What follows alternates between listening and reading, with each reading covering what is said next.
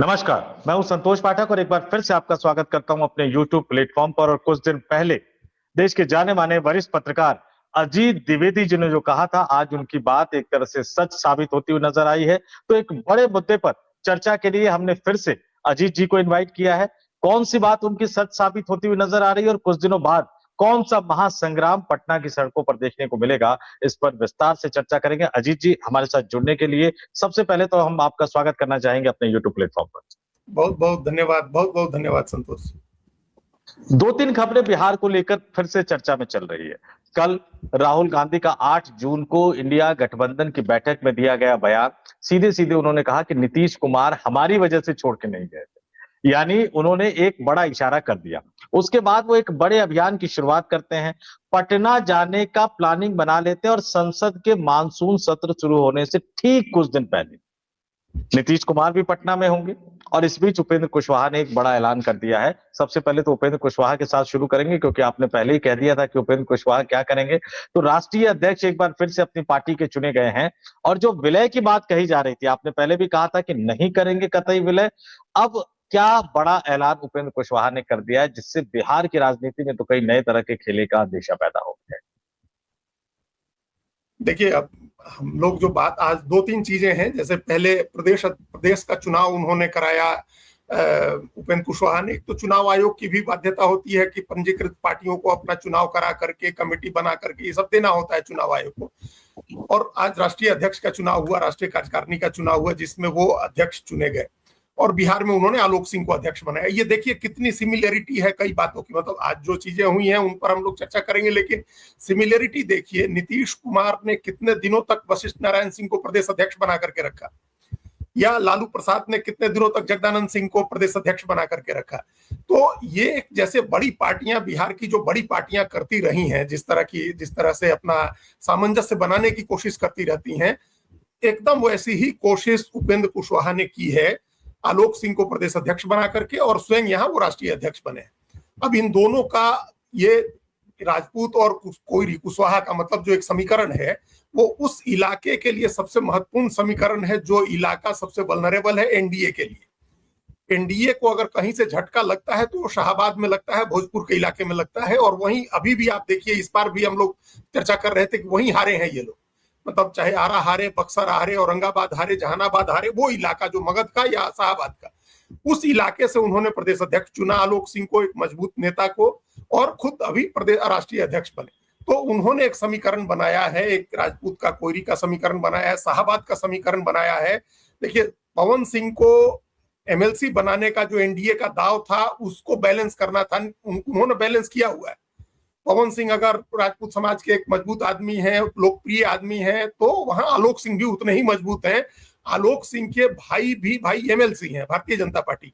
तो ये एक मजबूत राजनीतिक परिवार है उनका भी, और उस इलाके में इन लोगों की राजनीतिक पकड़ है। तो एक तो ये हम लोग सिर्फ हार्डकोर पॉलिटिकल नजरिए से जो देख रहे हैं, वो ये है कि उन्होंने अपना एक संतुलन वहां का साधा हुआ है। दूसरी बात है कि ये अपनी पार्टी का वो मर्जर नहीं करेंगे, किसी हाल में नहीं करेंगे, और ना अपने बेटे को भारतीय जनता पार्टी के टिकट से वो एमएलसी बनाएंगे। और दूसरा, एक और बात है जो हम आपके साथ शेयर कर रहे हैं, पहले भी हम लोग बात एक आध जगह और हुई है। उनको इस बात की उम्मीद है, और उम्मीद क्या, ऐसा लगता है कि उनको कहीं से ये कहा गया है कि आपके बेटे को हम लोग एमएलसी ले जाएंगे, चाहे जिस तरह से ले जाएं, आप धीरज धरिए। तो ये बड़ी बात है। देखिए, उनके बेटे को एमएलसी नहीं मिला था, स्ट्रेट फॉरवर्ड एमएलसी मिल जाना चाहिए था। पहले कहा गया था कि मंगल पांडे वाली जो सीट खाली होगी वो उनको मिलेगी, उनके बेटे को मिलेगी। जब उन्होंने पहली बार मंत्री बनाया था तो मंगल पांडे की सीट खाली हुई, भर गई, उसके ऊपर दूसरे लोगों को बीजेपी ने भेज दिया। अरविंद शर्मा चले गए जो कार्यालय प्रभारी थे। फिर 9 वैकेंसी आई तो हुआ कि उसमें से दिया जाएगा, उसमें से भी नहीं दिया गया। लेकिन कहीं ना कहीं से एक वादा है उनको कि आपके बेटे को एडजस्ट किया जाएगा, इसलिए उन्होंने कहा है कि इस्तीफा नहीं देंगे, दीपक प्रकाश मंत्री बने रहेंगे। तो ये दो इंपॉर्टेंट चीजें हैं कि वो अपनी पार्टी का विलय नहीं करेंगे, और दूसरी कि उनके बेटे को मंत्री पद से, उनके बेटे का इस्तीफा नहीं होगा, और आगे अभी अगले 5 महीने में कोई रास्ता निकल सकता है।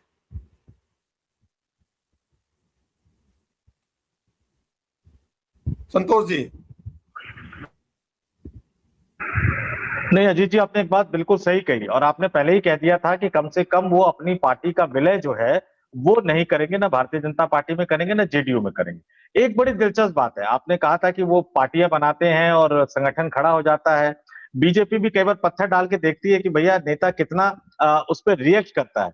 सीधे सीधे बीजेपी के प्लान को उपेंद्र कुशवाहा ने फेल कर दिया कि ना पार्टी का मर्जर होगा, ना मेरा बेटा आपकी पार्टी के टिकट पर जाएगा। अंततः उन्होंने यहां तक कह दिया कि मेरा बेटा मंत्री रहेगा या नहीं रहेगा, एमएलसी जाएगा या नहीं जाएगा, बीजेपी को देखना है, वो मेरी जिम्मेदारी नहीं है। यानी अगर उनको फ्यूचर इस्तीफा देना भी पड़ा तो उसका ठीकरा सीधे सीधे बीजेपी पर फूटेगा। और जब वो बैलेंस बनाने की कोशिश करते हुए नजर आते हैं, तो एक बड़ा राजनीतिक संदेश देने की कोशिश करते हुए नजर आते हैं। ये उन्होंने सीधे सीधे कह दिया, भाजपा को इशारा कर दिया है कि अब आप जानो, आपका काम जानो। और सम्राट चौधरी ने तो एक हिंट दे ही दिया है कि मैं भी भैया इतने लंबे साल तक रहा था। लेकिन इस बीच में एक और खबर आ रही है। बिहार चूंकि आंदोलनों का प्रदेश रहा है, बिहार ने हमेशा इस देश की धरती को नई तरह की राजनीति दिखाई है, चाहे वो महात्मा गांधी जी के जमाने से हो या 1975 में जो आपातकाल से पहले जो आंदोलन शुरू हुआ था, जेपी का जो आंदोलन, और पटना का गांधी मैदान, ऐतिहासिक मैदान। आमतौर पर अजीत जी, जब भी कोई बड़ा राजनीतिक दल होता है या कोई भी राजनीतिक दल होता है, किसी आंदोलन की रूपरेखा बनाता है, तो वो सोचता है कि मैं ऐसे राज्य में जाऊं जहां मजबूत है, ताकि भीड़ जुटा सके, या फिर देश की राजधानी दिल्ली में आऊं, कोशिश करूं यहां भीड़ जुटा के थोड़ी बहुत अपनी ताकत दिखा सकूं। कांग्रेस पार्टी एक बड़े अभियान की शुरुआत कर रही है। वो पेपर लीक वाले मामले में, परीक्षा घोटाले वाले मामले में, जो देशव्यापी अभियान है, उसका पहला चरण की शुरुआत कर रही है। 17 जून को कोटा जा रही है। राजस्थान में चलिए दो ही पार्टी की व्यवस्था है, कांग्रेस बनाम बीजेपी। तो बीजेपी सत्ता में है, कांग्रेस विपक्ष में है, उनको सत्ता में आने की उम्मीद है। और कोटा शहर चुना है, जो कि जहां से सांसद चुनकर आते हैं लोकसभा ओम बिरला। और जो वहां कोचिंग इंस्टीट्यूट है वो कितने ज्यादा ताकतवर है, प्रभावशाली है, ओम बिरला साहब को भी इसका एहसास होगा। चलिए कोटा तो हमने ठीक है चुन लिया, लेकिन फिर आप इलाहाबाद जाते हो, उत्तर प्रदेश में चलिए चुनाव है जनवरी फरवरी में, तो आपने उस हिसाब से चुना। लेकिन बिहार में कोई चुनाव नहीं है, और ना बिहार में कांग्रेस पार्टी मजबूत है। लेकिन 11 जुलाई को अपने देशव्यापी आंदोलन के पहले चरण का तीसरा बड़ा कार्यक्रम पटना की धरती पर करने के लिए राहुल गांधी पहुंचेंगे। और बड़ा दिलचस्प एक आंकड़ा बता दूं, आमतौर पर जो का मानसून सत्र शुरू होता है अजीत जी, वो जो संसद का मानसून सत्र शुरू होता है वो जुलाई में ही 15-16 जुलाई के बाद शुरू होता है। यानी पटना की थर्ड वीक में शुरू होता है। पटना की धरती पर राहुल गांधी का 11 जुलाई को पहुंचना और पटना को चुनने की बड़ी वजह, सबसे पहले तो वजह बताइए। और पटना में जब राहुल गांधी रहेंगे तो थोड़ी बहुत हलचल होगी कि नहीं होगी पटना में? देखिए, वो जरूर होगी। अभी जो आपने पहले हम लोग जो चर्चा कर रहे थे उसको, उसमें एक दो बातें और हैं जो कह दें हम लोग की एकदम प्लान किस तरह से बीजेपी को सहमत का खेल उपेंद्र कुशवाहा खेलते हैं और उन्होंने अभी इस दाव से खेला है। वो ये है कि उन्होंने कहा कि बीजेपी देखे, उनको हिंट है कि बीजेपी देखेगी। अगर बीजेपी ने भेज दिया, बीजेपी के ऊपर उन्होंने ओनस डाला हुआ है, बीजेपी ने भेज दिया तो बहुत अच्छा है, उनका बेटा का करियर जो अभी थोड़ा बम्पी दिख रहा है वो स्मूथ हो जाएगा। नहीं भेजा तो पूरे कुशवाहा समाज में ये मैसेज जाएगा कि बीजेपी ने बिट्रे किया है, हमने नहीं बिट्रे किया है, बीजेपी ने बिट्रे किया है। तो ये अब दोनों स्थितियों में बीजेपी के लिए वो सांप चुचुंदर वाली स्थिति है। नहीं आप उगलिए तो फिर अंधे होने का खतरा है, निगलिए तो आपको प्राण जाने का खतरा है। तो निगलिए तो प्राण जाने, निगलिए तो अंधे होने का और उगलिए तो प्राण जाने का, कुछ इस तरह का है मुहावरा। ये अब हम अभी उसमें कंफ्यूज हो रहे हैं। तो जो भी है वो फंसा दिया है उन्होंने बीजेपी को कि अगर आप रखते हैं सम्राट चौधरी को मुख्यमंत्री रहते हुए एक और कुशवाहा युवा नेता को आप प्रमोट करते हैं और उपेंद्र कुशवाहा को भी प्रमोट करते हैं, तो जो चैलेंजेज हैं वो चैलेंजेज है। और अगर नहीं करते हैं तो जो चैलेंजेज हैं वो आपके सामने ज्यादा बड़े हैं। तो ये एक समस्या ये है, उपेंद्र कुशवाहा ने उनको कैच 22 सिचुएशन जिसको कहते हैं उसमें डाल दिया है। अब इस पर आइए, ये जो राहुल गांधी वाली बात है, देखिए इसमें एक सिमिट्री है। आप एक सिमिट्री को देखिए जो चुना है राहुल गांधी ने। पॉलिटिकल इशू जो है उस पर हम लोग आएंगे। अभी जो सिमिट्री है वो ये है कि जो एजुकेशन सेंटर्स हैं उन्होंने उनको चुना है अपनी सभाओं के लिए। हमको पता है कि कोटा का एजुकेशन सेंटर है, कोचिंग हब है। इलाहाबाद सबसे पुराना एजुकेशन सेंटर है इस देश में हिंदी पट्टी का सबसे बड़ा सबसे पुराना एजुकेशन सेंटर इलाहाबाद है। पहले लोग इलाहाबाद में ही तैयारी करते थे। दिल्ली से भी पहले यूपीएससी और स्टेट सर्विसेज की तैयारी के लिए इलाहाबाद एक सेंटर इमर्ज हुआ था। और बिहार का सेंटर तो है ही। बिहार अभी कोचिंग के मामले में मुसल्लापुर हाट जो है वो कोटा के बाद दूसरा सबसे बड़ा सेंटर है। तो ये जो पूरा प्लान है राहुल गांधी का, ये युवाओं को एड्रेस है, छात्रों को एड्रेस है। जो प्रतियोगिता परीक्षा में बैठने वाले छात्र हैं उनको एड्रेस कर रहे हैं। तो वो इस लिहाज से उन्होंने इन शहरों का चुनाव किया है जो एजुकेशन के हब हैं, एजुकेशन के सेंटर है, और इससे वो सीधे युवाओं से कनेक्ट करेंगे। देखिए, हम बार बार कहते रहे, पहले भी आपके साथ शायद बातचीत में नहीं कहे, लेकिन जो राहुल गांधी जो सुविधा वाली राजनीति कर रहे थे ना, वो बड़ी सुविधाजनक स्थिति होती है। जैसे हम आप बात कर रहे हैं संतोष जी, ये बड़ी सुविधाजनक स्थिति है पत्रकारिता की। लेकिन ये हम लोग आज सुविधाजनक बात इसलिए कर रहे हैं क्योंकि हम लोगों ने बड़ा पसीना बहाया है सड़क पर, इस धूप में भी, 44 डिग्री टेम्परेचर में भी, मोटरसाइकिल पर बैठ करके और ऑटो में और बस में बैठ करके। तो वो पत्रकारिता की हुई है। आज हम लोग आज एक सुविधाजनक पत्रकारिता कर रहे हैं। राहुल गांधी ने उस दिन, देखिए, मीटिंग में तीन प्रस्ताव क्या पास हुए थे इंडिया ब्लॉक, कि हम लोग सुप्रीम एसआईआर पर सुप्रीम कोर्ट के चीफ जस्टिस को चिट्ठी लिखेंगे। भाई, क्या चिट्ठी लिखेंगे? सुप्रीम कोर्ट के चीफ जस्टिस और तमाम जज और वकील तो लंदन से बैडमिंटन खेल के आए हैं, तो क्या आप चिट्ठी लिखेंगे उसमें एसआईआर? फिर दूसरा क्या प्रस्ताव पास हुआ? दूसरा प्रस्ताव पास हुआ कि हम लोग धर्मेंद्र प्रधान के इस्तीफे की अपील करेंगे। और तीसरा प्रस्ताव हुआ कि महंगाई बेरोजगारी पर सरकार से कहेंगे कि सर्वदलीय बैठक बुलाइए। तो ये तीनों तो बड़ी सुविधाजनक चीजें हैं, इनसे राजनीति नहीं सधती है, इनसे आपके साथ कोई नहीं जुड़ेगा। इसके बाद ये जो रास्ता चुना है राहुल गांधी ने, ये लोगों को जोड़ने वाला है, नौजवानों को जोड़ने वाला है, जिस जेनजी की वो बात करते हैं उसको जोड़ने वाला है कि आप सड़क पर उतर के उसके संघर्ष में शामिल हो रहे हैं। तो पहली बात ये है, इन शहरों को चुनने के पीछे की जो सिमिट्री है, वो सिमिट्री ये है कि जो एजुकेशन के हब हैं उनको उन्होंने चुना है। दूसरी इंपॉर्टेंट बात है कि वो जेनजी की अब तक बात करते थे, सोशल मीडिया में लिखते थे, उनके साथ अपने ड्राइंग रूम में बैठ करके बात करके उनका वीडियो जारी करते थे। अब उनके लिए सड़क पर उतरेंगे, उनके साथ जा करके उनकी बात कहेंगे, उनसे संवाद करेंगे। तो ये एक नेक्स्ट स्टेप है, ये दूसरी बात है। तीसरी बात इसमें पॉलिटिकल बड़ी बात यह है कि जो कॉकरोच जनता पार्टी जो स्पेस लेने की कोशिश कर रही है, उस स्पेस को रिक्लेम करेंगे राहुल गांधी। तो उस स्पेस को रिक्लेम करना इसलिए जरूरी है क्योंकि अगर वो कॉकरोच जनता पार्टी कुछ भी स्पेस लेगी संतोष जी, तो वो कांग्रेस का स्पेस होगा, अपोजिशन का स्पेस होगा। अगर कोई वोट आ रहा है, हम लोग सब लोग जानते हैं कि अगर hostile vote, anti establishment vote अगर किसी तीसरे को चला जाए तब भी अपोजिशन को नुकसान ही होता है, सत्ता पक्ष को फायदा होता है। तो ये तीन इंपॉर्टेंट बातें हैं कि एजुकेशन हब को चुना, जमीन पर उतर के आप युवाओं की बात करेंगे, और कॉकरोच जनता पार्टी जो स्पेस क्लेम कर रही है उसको आप रिक्लेम करेंगे। ये तीन बातें। अब पटना के मामले में आइए, जो पटना की बात है, पटना में क्या होगा? देखिए, पटना को एक पहेली है, पटना एक एनिग्मा है। जिसने साध लिया पटना को वो राजनीति में सफल होता है। मतलब कोई भी राजनीति आप देखिए वहीं से सधती है, वहीं से पूरी होती है। तो उस राहुल गांधी भी बार बार पटना जाते हैं। एसआईआर पर भी वो पटना गए थे, 15 दिनों तक उन्होंने यात्रा की थी। ये अलग बात है कि उसके बाद उन्होंने छोड़ दिया उसको। अगर वो कंटिन्यू किए रहते, आज भी एसआईआर बहुत बड़ा मुद्दा है। पश्चिम बंगाल में जिस तरह से 27 लाख लोगों के नाम कटे तार्किक विसंगति के आधार पर, और उसमें जो लोग ट्राइब्यूनल में गए उसमें 60% लोगों को परमिशन मिली है। इसका मतलब कि 22 लाख वोटर ऐसे हैं जो जेन्युइन वोटर हैं और नाम कटे हैं। अगर वो लोग वोट डालते तो तस्वीर कुछ और भी हो सकती थी चुनाव की, लेकिन उसको छोड़ दिया गया। उस इशू को, जो एसआईआर का मुद्दा उठा करके पिछले साल अगस्त में भी, फिर एक साल पूरे होने जा रहे हैं, पिछले साल जुलाई अगस्त का ही समय था, जुलाई का ही अगस्त समय था संतोष जी, जब राहुल गांधी बिहार की सड़कों पर घूम रहे थे, और उनके साथ तेजस्वी यादव भी थे, दीपांकर भट्टाचार्य भी थे, मुकेश सहनी भी थे, सब लोग घूम रहे थे। और अगस्त के पहले ही हफ्ते में, हमको लगता है एक ही अगस्त था या 2 अगस्त, अगस्त के पहले हफ्ते में पटना के गांधी मैदान में एक रैली प्रस्तावित थी, और रैली नहीं हुई तो उन्होंने मार्च किया था डाक बंगला चौराहे तक। हम उस दिन पटना में थे, उस मार्च में हमने हिस्सा लिया था। एक दिन पहले से हमने उस पूरी तैयारी को देखा था, और जो माहौल था, जो जिस तरह से इनर्जाइज थे लोग और जिस तरह से लोग कनेक्ट हुए थे, हम लोग को तो दूसरा ही लग रहा था कि ये अगर ये कैरी फॉरवर्ड हुआ तो स्थितियां बदलेंगी भी। लेकिन खैर वो कैरी फॉरवर्ड नहीं कर सका, अपोजिशन आपस में लड़ने लगा और सरकार ने पैसे बांट करके सारी चीजों को मैनेज किया। तो वो वही समय है। फिर एक साल के बाद राहुल गांधी बिहार जा रहे हैं। पिछले साल उन्होंने 4-5 बड़ी यात्राएं की थी। वो छात्रावास में गए थे, और फिर वो एक बड़े एक व्यक्ति थे दलित समाज के, उनके उसमें भी गए थे। हम उनका नाम भूल रहे हैं, सम चौधरी नाम था उनका। उनकी जयंती के समारोह में भी शामिल होने गए थे। तो राहुल गांधी लगातार गए थे बिहार में, अभी फिर वापस जा रहे हैं। हम उम्मीद करते हैं कि इसको कंटिन्यू करें राहुल गांधी। वहां लोगों को, वहां एक बड़ा शिक्षा को लेकर के एक बड़ी अभी चर्निंग कह सकते हैं, अभी एक लोगों में बेचैनी है शिक्षा को लेकर के, क्योंकि बाहर पढ़ने जाना हर आदमी अफोर्ड नहीं कर सकता है, और बिहार में हर व्यक्ति चाहता है कि उसका बच्चा पढ़े।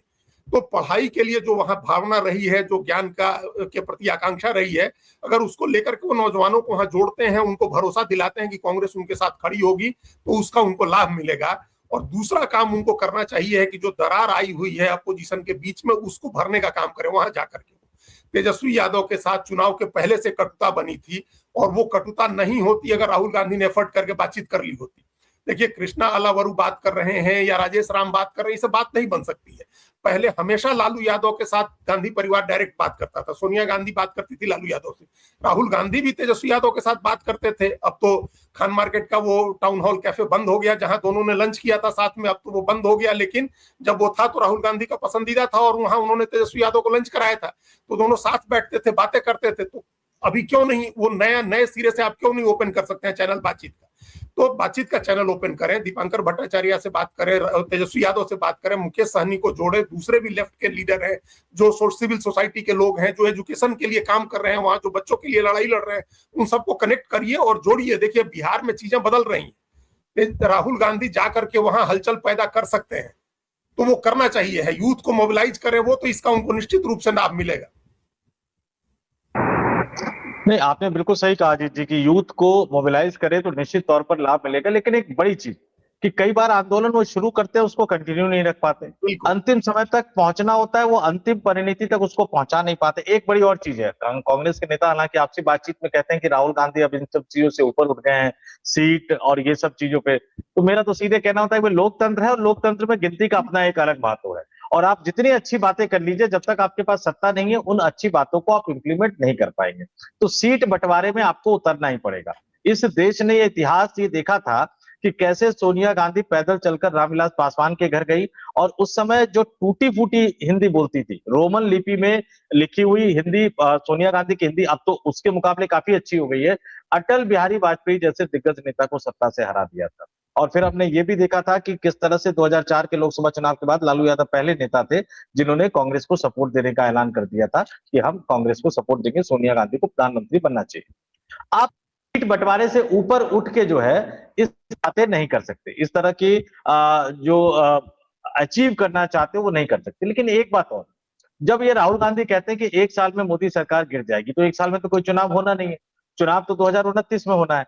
लेकिन फिर वो जो इंडिया गठबंधन की बैठक में नीतीश कुमार को लेकर बोलते हैं, फिर उसका ऑडियो रिलीज किया जाता है, उसका बाकायदा हिंदी में प्रेस रिलीज जारी किया जाता है, अंग्रेजी में वो बयान जारी किया जाता है, और मेरे पास जहां तक जानकारी है कि अखबार पढ़ने की आदत नीतीश कुमार साहब की आज भी बनी हुई है, कि वो अखबारों को पढ़ते हैं, वो एक आदत बनी हुई है। हालांकि बहुत सारे अखबारों का दमन भी किया उन्होंने मुख्यमंत्री रहते हुए, अगर खबर अच्छी नहीं लगती थी तो विज्ञापन बंद हो जाते थे, बड़े बड़े अखबारों का हुआ, और एक बड़े पटना के संपादक हुआ करते थे, उनकी नौकरी भी चली गई थी। लेकिन अगर ये अखबार वो नीतीश कुमार पढ़े होंगे और ये सारी चीजें उनको पता होगी, और उसी पटना में संसद के मानसून सत्र से कुछ दिन पहले राहुल गांधी होंगे, नीतीश कुमार साहब का मन डोलेगा, खासतौर से उनके बेटे को लेकर जिस तरह की एक छवि बनाई जा रही है निशांत कुमार को लेकर, क्या नीतीश कुमार के मन में भी कुछ उलझन वाली स्थिति पैदा होगी? देखिए, ये इसमें आपने कहा दो तीन बातें इसमें है। देखिए, एक तो बिल्कुल ठीक बात है कि उनको सीट बंटवारे में खुद से उतरना होगा और कॉम्प्रोमाइजेज करने होंगे, रियल पॉलिटिक्स वही है संतोष जी। बाकी जो होता है, जो हम लोग सामने देखते हैं या जनता देखती है, परफॉर्मेटिव पॉलिटिक्स है। परफॉर्मेटिव पॉलिटिक्स का भी अपना एक महत्व है राजनीति में, लेकिन जो रियल पॉलिटिक्स है जिसमें तमाम तरह की मैनूवरिंग, तमाम तरह के मैनिपुलेशंस, बार्गेनिंग, कॉम्प्रोमाइजेज होती हैं, उसमें राहुल गांधी को खुद उतरना होगा। वो हार्डकोर पॉलिटिक्स है। परफॉर्मेटिव पॉलिटिक्स आप करिए, वो तो बहुत अच्छी कर ले रहे हैं, उसमें उतरना होगा। और उसी मीटिंग में, जिस मीटिंग की आप बात कर रहे हैं, उसकी खबर भी आई है कि राहुल गांधी ने कहा कि हम नीलकंठ की तरह, शंकर भगवान की तरह हम विष पीने को कांग्रेस तैयार है, और विष पी करके इसका मतलब वो इस बात के लिए तैयार है कि कहीं अगर कुछ सैक्रिफाइस करना है, कुछ सीटें छोड़नी है, तो छोड़ करके हम लोगों को मतलब सबको साथ लेके चलना चाहिए। ये देखिए, लोकसभा चुनाव में ऐसा हुआ था संतोष जी, कांग्रेस ने ऐतिहासिक रूप से कम सीटें लड़ी थी, मतलब 428, 427, 25 सीटें लड़ती थी, 328 सीट कांग्रेस लड़ी थी और 100 पर पहुंच गई थी। जब वो 425 से ज्यादा लड़ती थी तो 44 और 52 जीत रही थी। जब 325 लड़ी तो वो 100 जीत गई। तो ये जो चेंजेज हैं, मतलब आपको कॉम्प्रोमाइज अगर करते हैं, आप स्पेस देते हैं अपने सहयोगियों को, तो उसका लाभ मिलता है। राहुल गांधी ये काम कर सकते हैं। दूसरा, जिसको आप मैंडेट देके भेजिएगा वो ये काम नहीं कर सकता। वो ज्यादा हार्ड बार्गेन करने लगेगा अपनी लॉयल्टी प्रूव करने के लिए कि देखिए हम राहुल जी, हम कम ही में समझौता कर ली, तो नहीं होता। ये फिर अविश्वास होता है आपस में। बिहार में ही 10 सीटें आप लोग, कोई मतलब था कि आप दोस्ताना लड़ाई लड़ी जाए, तो वो अगर 50 सीट पर ही कांग्रेस राजी हो जाती कि चलिए हम 85 सीट लड़ते हैं, वो दोस्ताना वाले छोड़ते हैं, तो हो सकता है कि 10-20 सीटें और ज्यादा होती, इनको अच्छा फायदा कुछ हुआ रहता है। तो राहुल गांधी को उस रियल पॉलिटिक्स में उतरना होगा, परफॉर्मेटिव पॉलिटिक्स के साथ साथ। अब ये जो आपने ये बात कही कि अगर नंबर्स नहीं होंगे, वो नंबर्स की आपने बात कही, जब तक नंबर्स नहीं थे सारे लोग मजाक उड़ाते थे ना बीजेपी का कि भाई आप खाली कहते हैं कि 370 हटा देंगे तो 35A हटा देंगे तो अयोध्या में राम मंदिर बना देंगे, तो कब बनाएंगे मंदिर, वहीं बनाएंगे, तारीख नहीं बताएंगे, सब लोग मजाक उड़ाता था ना। लेकिन उसके पास नंबर्स आए तो 370 भी हटाया, 35A भी हटाया, मंदिर भी बने, सारी चीजें हो रही है, CAA भी आया, सब चीजें हो रही है। तो राहुल गांधी का जो आइडिया ऑफ इंडिया है, जो बीजेपी की आइडिया ऑफ इंडिया से बिल्कुल कंट्रास्ट का आइडिया ऑफ इंडिया जो नेहरू का था, उसको इंप्लीमेंट तो तभी आप करेंगे जब आपके पास नंबर्स आएंगे। तो उसकी लड़ाई में भी आपको उतरना होगा, व्यवहारिक पॉलिटिक्स, प्रैग्मेटिक पॉलिटिक्स जिसको बोलते हैं। अब नीतीश कुमार की जो बात आपने कही बिहार की, हम लोग पहले भी इस पर चर्चा किए थे संतोष जी। हमको अब नीतीश जी अखबार पढ़ते हैं अभी भी, हमको कल ही उनकी पार्टी के एक बड़े नेता ने कहा कि नीतीश कुमार अखबार पढ़ते हैं और वो उनकी आदत बनी हुई है। और हमने तो खुद ही देखा है, जब वो हे डेज में थे, अपने चलती के दिनों में 2008, 9, 10 में हमने उनके सामने हम लोग बैठे बात किए, बताते थे कि 28 अखबार आता है, दिल्ली से जनसत्ता अखबार जाता था और वो उनको सारी चीजें ध्यान थी कि जनसत्ता में हमने काम किया हुआ है, वो हमारे लेख छपते थे, उनको सारी चीजें ध्यान थी, तो वो चीजें पढ़ते थे, जानते थे। लेकिन अब तो नहीं करता, अब तो सामने रखी जाती हैं चीजें, लेकिन उनको कुछ ध्यान नहीं है। देखिए अब उनका जिस स्टेज में है, उनका डिमेंशिया वो ये है कि आप बैठे बैठे ही आपके साथ बातचीत करते हुए उसी क्रम में भी आपको हो सकता है पहचानना भूल जाए। तो ऐसी स्थिति में अब हम उस दिन भी आपको कह रहे थे ना कि कितने लोगों ने कहा कि RCP सिंह से बात कर लीजिए, तो बात ही नहीं हो पा रही है। अब उनके इर्द गिर्द दो लेयर है संतोष जी। एक लेयर है जो 4 लोग हमेशा उनके पास रहते हैं, मनीष वर्मा, उनके सुरक्षा अधिकारी हरेंद्र, उनके कोषाध्यक्ष ललन सराफ और संजय गांधी। ये 4 लोग हैं जो उनके पास ऑलमोस्ट 24 घंटा, इन 4 लोगों को आप देख सकते हैं, ललन सराफ को, संजय गांधी को, हरिंदर को और मनीष वर्मा को। इसके ऊपर एक दूसरी लेयर है जिसमें 2 लोग हैं, ललन सिंह और संजय झा। अब इन 2 लोगों को तय करना है बुनियादी रूप से कि कहां पार्टी का भविष्य है, कहां नीतीश कुमार के बेटे का भविष्य। इसके नीतीश कुमार अब तय करने की स्थिति में नहीं है संतोष जी। बड़ी दयनीय स्थिति थी, दयनीय मतलब हमको अच्छा नहीं लगा। हम लोग आदि थे MLC राज्यसभा चुनाव के नॉमिनेशन के समय में विधानसभा के गेट पर नीतीश कुमार को देखने के, लेकिन जिस दिन उनका बेटा नॉमिनेशन किया उस दिन नीतीश कुमार नहीं थे वहां। तो अब हम लोग अभी, हालांकि आज भी फोटो आया है कि रविशंकर प्रसाद गए थे, मिले जाकर के उनसे नीतीश कुमार से। रविशंकर, उस समय भी ये 4 लोग जो हमने नाम लिया वो चारों लोग साथ में थे, रविशंकर प्रसाद, नीतीश जी और ये 4 लोग। तो ये लोग तय करेंगे कि क्या होगा भविष्य। और अब हम लोग को इस पर विचार करना चाहिए कि क्या ये 2 लोग ये सोच सकते हैं क्या कि हम लोग बीजेपी के साथ या RJD के साथ जाएं, बीजेपी को छोड़ें। ये लोग सोच सकते हैं क्या? नीतीश कुमार क्या सोचेंगे अब वो अप्रासंगिक बात है। ये लोग सोच सकते हैं क्या? मेरा जवाब है कि नहीं सोच सकते हैं।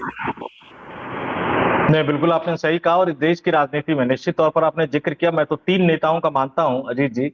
अटल जी अपने आखिरी दौर में किस तरह से वो लोगों को पहचानना भूल गए थे, जॉर्ज फर्नांडिस साहब अपने आखिरी दौर में किस तरह से लोगों को पहचानना भूल गए थे, नीतीश कुमार साहब भी उसी दिशा की तरफ बढ़ते जा रहे हैं। हम लोग तो शुभकामनाएं देंगे, कामना करेंगे कि ईश्वर उन्हें स्वस्थ रखे और लंबी आयु दे। और निश्चित तौर पर आपने इस तमाम जानकारी से हमारे दर्शकों को रूबरू कराया।